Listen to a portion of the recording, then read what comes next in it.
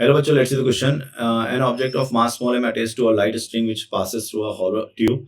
The object is set into the rotational in a horizontal circle of radius r1. If the string pull shortening the radius of r2, the ratio of the new kinetic energy of the original kinetic energy. So बच्चों फिर वही चीज अगर अपन देखें कि इस तरह से अपने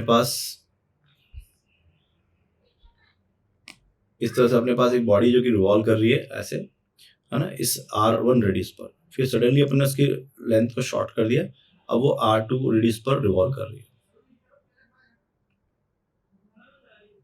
ठीक है, ये हो गया इसका v1 स्पीड ओमेगा 2 और ये हो गया इसका ओमेगा 1. यहां से यहां तक हो गया इसका r2 r1 और यहां से यहां तक हो गया इसका r2. तो अगर आप देखो तो सेंटर के अबाउट टॉर्क 0 है. Torque is 0 about the center. So angular momentum will be constant. I omega is constant, right? So mass is constant. That means omega is proportional to the r square.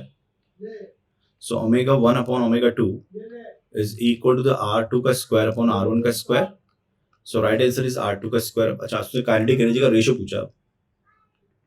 उसने बोला है the ratio of a new kinetic energy to the original kinetic energy. तो अब kinetic energy की बात करते हैं तो रोटेशनल काइनेटिक एनर्जी होगी हाफ I1 ओमेगा 1 का square divide by of half I2 into omega 2 का स्क्वायर.